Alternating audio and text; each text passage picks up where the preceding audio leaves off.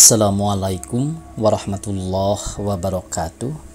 Pemirsa, di mana saja Anda berada, selamat berjumpa kembali dengan channel YouTube Insan Dongeng. Pada kesempatan ini, saya Bang Elgi akan melanjutkan cerita dari buku Ratapan bagian kelima dengan judul Rumah. Terima kasih kepada semua subscriber yang selalu setia mengikuti. Semoga kita semuanya dalam keadaan sehat walafiat. Selamat mendengarkan. Hatiku sungguh panas, rasanya tak bisa diampuni lagi kelakuan Mas Satya. Betapa tidak kupingku serasa pecah oleh berbagai pergunjingan yang datang dibawa oleh suara burung dan hembusan angin. Biasanya suara burung adalah nyanyian yang merdu di telinga dan suara angin adalah musik alam yang mendayukan rasa kesukaan. Tetapi yang datang hari-hari terakhir ini justru angin busuk dan teriakan suara yang memekakan telinga. Rasanya aku tak sanggup lagi mendengar semuanya itu. Selaput gendang telingaku serasa mau pecah oleh berbagai hal yang datang bertubi-tubi. Dan itu semua disebabkan oleh kelakuan Mas Satya.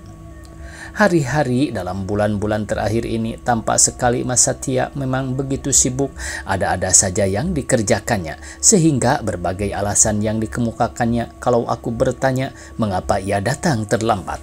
Hari-hari yang dahulu tersedia bagiku dan kedua anak kami rasanya hilang tanpa sisa. Tak ada lagi waktu Mas Satya untuk mengajak kami jalan-jalan maupun rekreasi. Kalau pulang tanpa ia sangat penat sehingga waktu untuk berbincang-bincang seperti biasa juga sirna. Dan hari ini hatiku rasanya seperti dibakar nyala api kala Sumarti seperti menyindirku.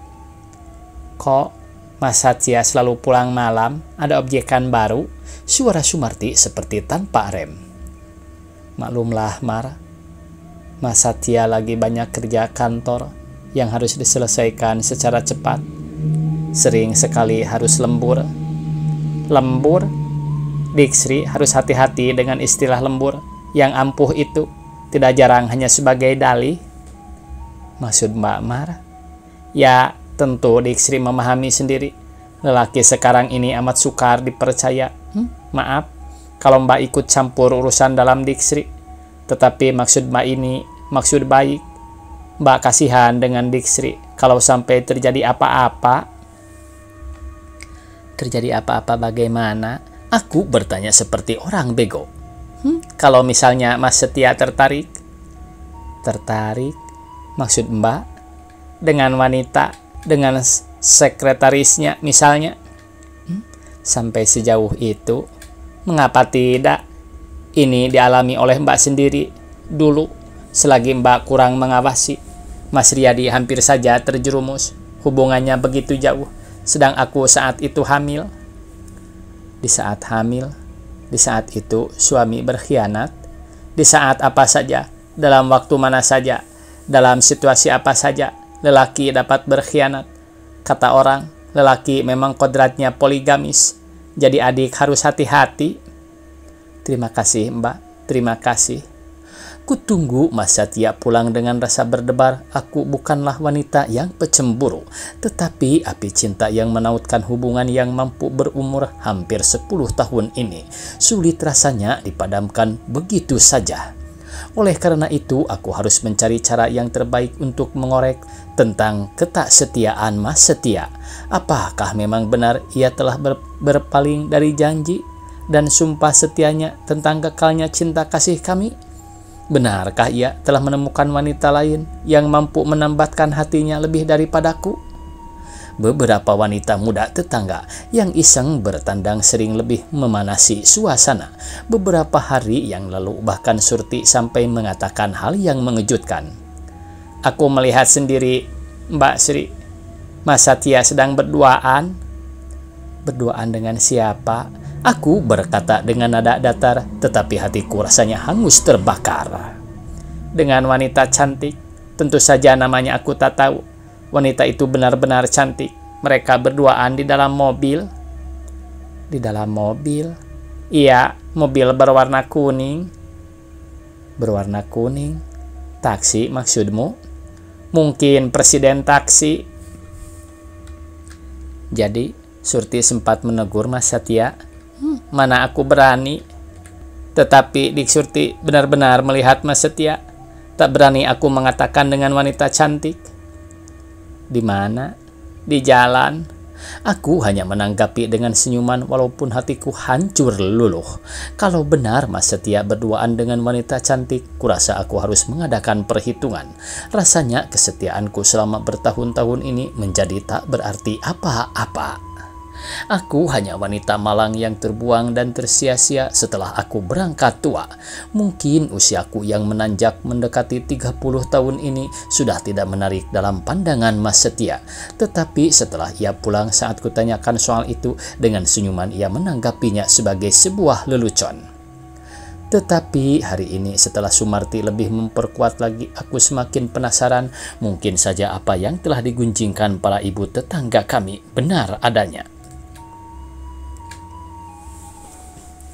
Mas Setia, lelaki yang ganteng, berpendidikan, siapa wanita yang akan menolak jika ia mendekati mereka? Ia punya jabatan penting, posisinya baik, dan tentu masa depannya sangat cerah. Jadi Dik Sri harus benar-benar hati-hati. Seorang wanita yang memang bawel berkata di depanku saat aku menyapu halaman. Aku berterima kasih, suaraku meluncur sekenanya. Aku kasihan kalau sampai adik tersia-sia. Wanita tetangga itu makin membuat aku penasaran. Cukup rasanya aku yang dimadu di antara kita yang bertetangga ini. Dimadu?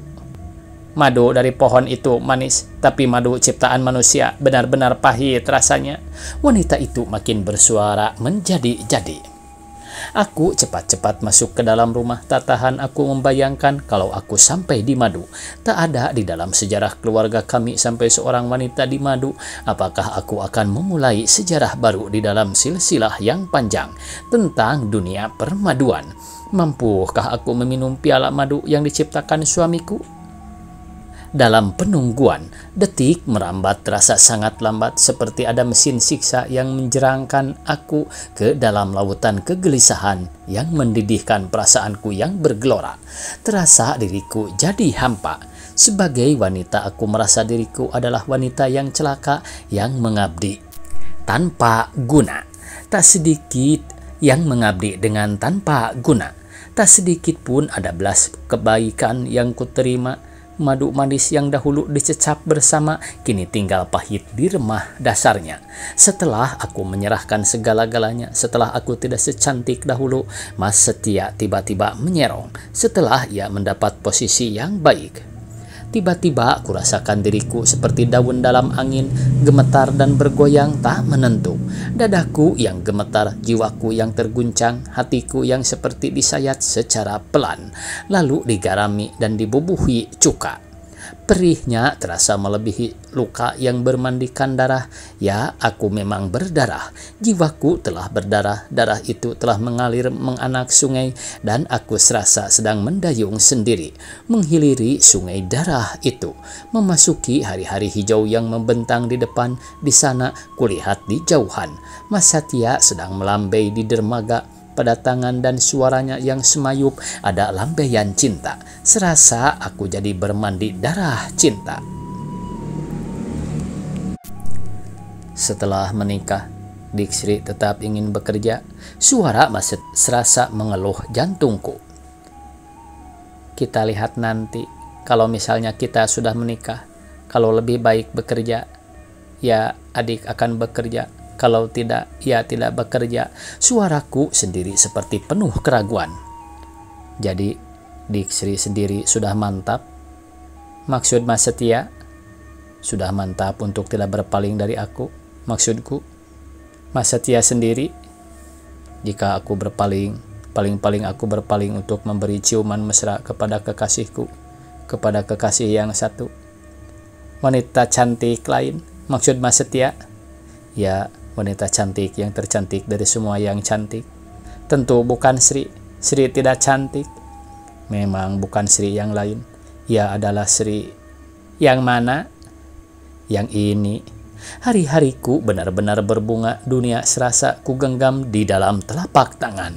Madu cinta memenuhi piala kasih kami direguk bersama dalam suasana yang penuh taburan bau harum. Di dalam suasana itu hanya berdua bercengkrama bercanda dengan rasa suka yang melimpah. Limpahan kesukaan itu merembak, melimpah keluar menciptakan sungai cinta yang mengalir bersama denyutan waktu. Setelah menikah, Dik Sri ingin apa? Suara Mas Setia terdengar indah di gendang telingaku. Ingin berdua, kemudian berempat dengan 2 anak kita. Jadi, Dik Sri hanya ingin punya 2 anak. 2 anak sudah cukup, 1 rumah, dan pekerjaan yang mantap. Pekerjaan yang mantap? Pekerjaan Mas Setia, maksud Sri. Sri sendiri? Setelah anak kita cukup besar, mungkin baru Sri bekerja. Itu baru kemungkinan. Kita lihat kalau waktunya sudah sampai. Melamar saja belum, Mas Setia? Jadi, Dik Sri ingin dilamar sekarang? Sekarang atau nanti sama saja. Yang penting hati Sri sudah kadung, merasa sudah berpunya, sudah memiliki hati lain yang menautkannya menjadi satu ikatan yang tak terungkaikan. Begitu meyakinkan. Jadi Mas Setia main-main? Tidak main-main, Dik Sri. Karena itu Mas Setia merasa berkewajiban untuk menyelesaikan kuliah. Setelah lulus, kita segera menikah. Dik Sri selesaikan sarjana muda. Sampai di situ dulu. Kapan waktunya memungkinkan, dapat melanjutkan lagi. Sampai Mas Setia mendapat pekerjaan. Kedengarannya indah dan muluk. Kedengarannya seperti mimpi malam yang apa? Yang membawa bahagia. Memang kita harus berbahagia. Allah memberi akal, pikiran untuk kita melakukan kerja otak. Allah juga memberi hati agar kita selalu berbahagia dan bersyukur atas segala yang kita dapatkan. Hanya Dik Sri harus mampu mengekang diri terhadap apa yang dinamakan harta benda. Mas Setia bukan orang yang menumpukan hidup kepada harta benda, tetapi harus sesuai juga dengan status dan kondisi kita, Mas. Tentu saja yang kumaksud jangan berlebihan. Berlebihan bagaimana? Kalau hidup manusia sudah dijerat oleh harta, itu namanya tamak. Tamak atau loba seringkali tak terasa. Biasanya manusia yang sudah terjerat oleh harta selalu merasa miskin di dalam limpahan harta benda yang bertaburan. Walaupun ia sudah memiliki bertonton emas dan berlian, ia selalu merasa berkekurangan. Banyak sekali orang kaya yang tanpa hidup sengsara dan berkekurangan. Itu namanya tamak. Tamak atau loba seringkah tak terasa. Biasanya manusia yang sudah terjerat oleh harta selalu merasa miskin di dalam limpahan harta benda yang bertaburan. Walaupun ia sudah memiliki bertonton emas dan berlian, ia selalu merasa berkekurangan. Banyak sekali orang kaya yang tanpa hidup sengsara dan berkekurangan. Mas Setia ngawur. Mana ada orang kaya yang hidup sengsara? Sebenarnya banyak contoh yang nyata, tetapi itu semua tidak menjadi penting. Karena yang penting itu adalah hidup kita sendiri. Kita tidak perlu meniru kehidupan orang lain. Maksud Mas Setia, hidup kita adalah kehadiran kedirian kita, bukan duplikat orang lain. Kalau misalnya kita ditakdirkan menjadi orang berada, kita tidak perlu berada karena melakukan hal-hal yang tidak benar. Kita harus berjalan di atas jalan yang lurus. Kok Mas Setia jadi berkhotbah? Aku ingin agar Dik Sri lebih mantap. Seperti kita tinggal di sebuah rumah. Rumah itu haruslah ada atapnya. Rumah tangga kaya raya yang tak beratap itu yang membuat penghuninya selalu gelisah, selalu seperti cacing kepanasan. Memang kita perlu rumah mungil dan indah. Kalau kita sudah menikah, tentunya. Kalau kita sudah menikah, tentu saja. Detik merambat dalam rasa ingin berlumuran kelezatan hidup. Rasa suka itu benar-benar berlimpah memenuhi seluruh dataran hati, menumbuhkan aneka hijauan yang menerbitkan keindahan yang tak tertandingkan, keindahan yang mengorak di dasar hati dan jiwa yang menimbun cinta. Tetapi itu dahulu sekali terjadi saat kemudahan dan kehangatan cinta mulai tumbuh dan marak di dalam hati. Hari-hari terakhir ini Mas Setia seolah-olah lupa pada janji dan sumpah cinta yang dahulu diobralkannya.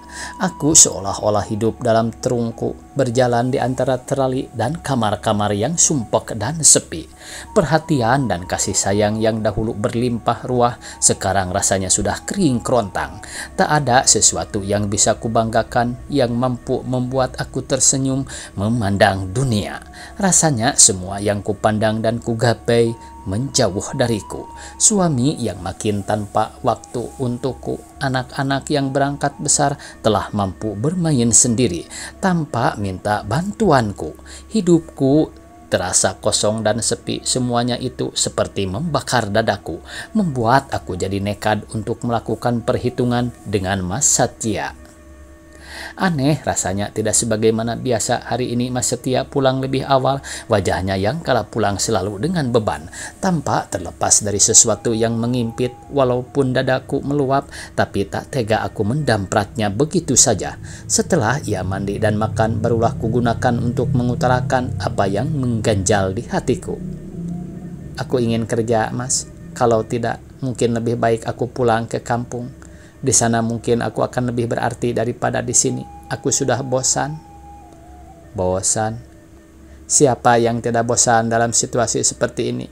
Tanpa perhatian suami, kontrak rumah yang selalu mengejar pada akhir bulan, lingkungan yang tidak mendukung untuk bisa lebih berkembang.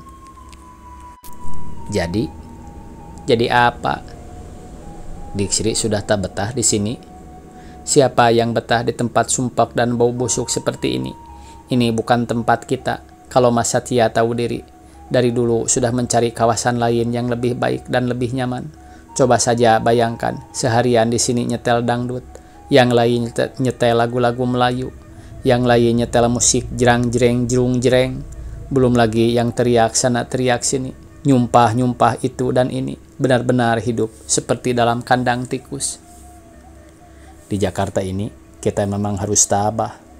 Bertahun-tahun aku sudah berusaha menabahkan diri, tetapi mulai hari ini aku sudah tidak mampu tabah lagi. Lebih baik aku pulang ke kampung. Aku akan lebih punya arti di sana.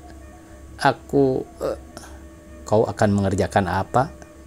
Apa saja yang mungkin ku kerjakan. Aku dapat menggunakan ilmuku untuk menjadi guru. Aku bisa mengajar menjahit, menyulam, membordir. Aku bisa mengawasi orang mengerjakan sawah. Diksri, kalau adik memang mau pulang, silahkan. Tetapi jangan pulang dengan rasa kesal. Jangan karena terbawa oleh emosi. Tak baik kalau sesuatu dimulai dari rasa amarah. Siapa yang tidak marah kalau hak asasinya diinjak-injak? Siapa yang tidak berang kalau diperlakukan dengan sewenang-wenang? Siapa yang melakukan tindakan sewenang-wenang? Para tetangga? Atau Mas Setia sendiri? Aku? Dalam bentuk apa? Mas Setia sudah tidak memikirkan Sri lagi. Mas Setia telah dipikat oleh wanita lain, wanita yang cantik dan berpendidikan. Siapa yang bilang? Mas tak usah berdalih, Mas akui saja. Kalau misalnya Mas Setia tidak mencintai Sri lagi, kembalikan Sri dengan baik-baik ke rumah Sri, ke orang tua Sri, seperti waktu Mas melamar Sri tempo hari. Mudah kan? Itu sih mudah, tetapi tak ada sebabnya aku mengembalikan Sri seperti itu. Tak secuil pun alasan. Masih saja Mas Setia mengingkar? Aku tak pernah ingkar, tak pernah mendustai dan main kong kalingkong di belakangmu. Tak pernah punya maksud jelek. Maafkan jika selama ini Mas Setia kurang memperhatikan kebutuhanmu.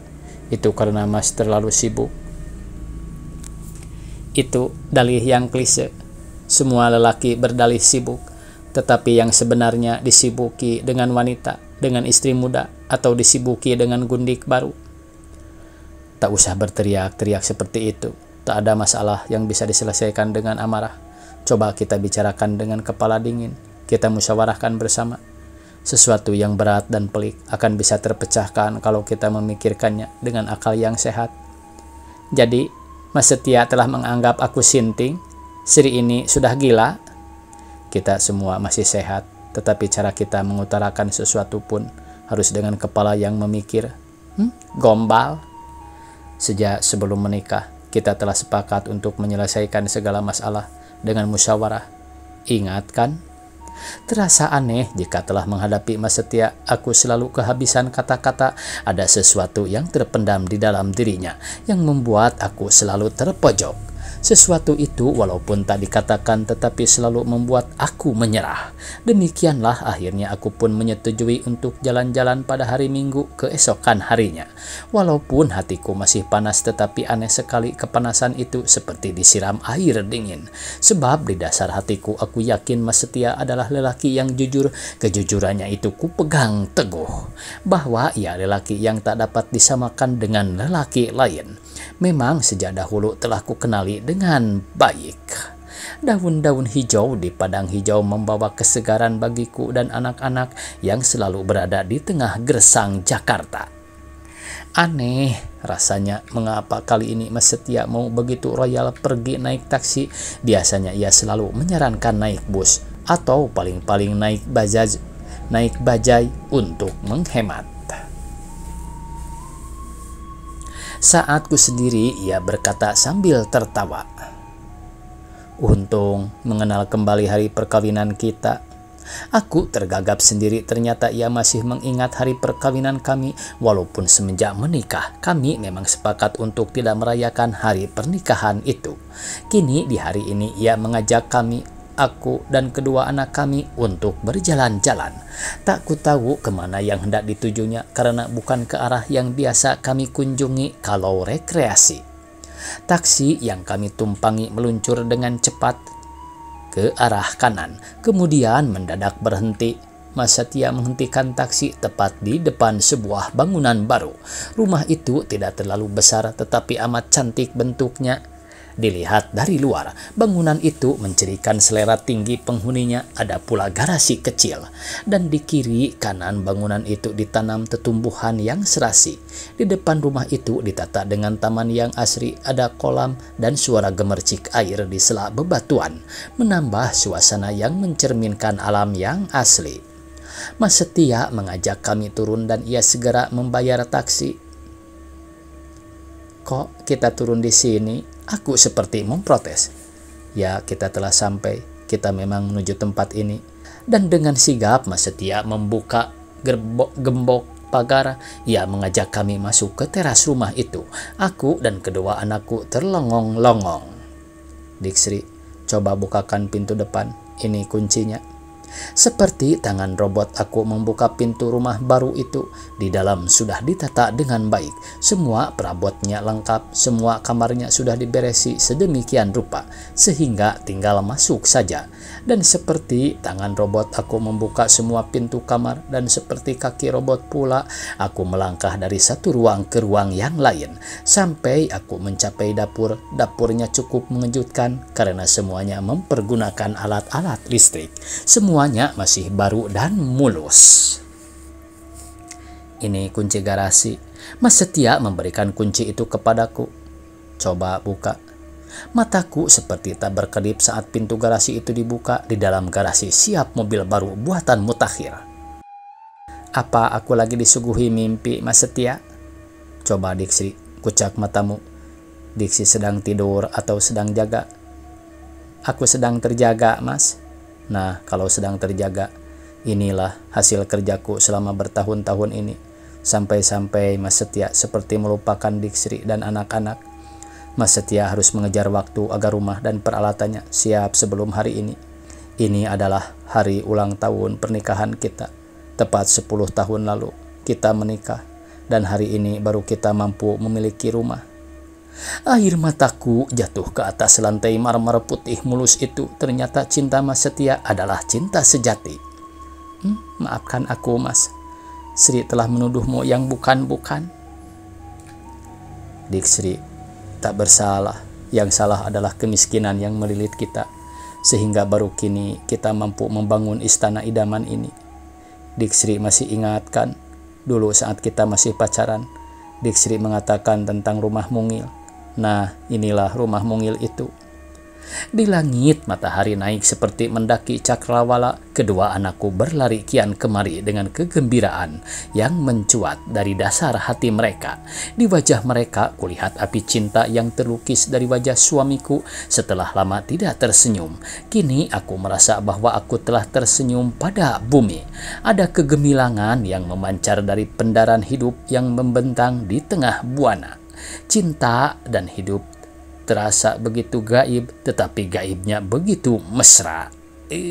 Tamat pemirsa cerpen dari buku Ratapan yang berjudul Rumah. Jakarta, 28 September 1985. Semoga esok kita bisa berjumpa kembali. Billahi taufiq wal hidayah. Wassalamualaikum warahmatullahi wabarakatuh.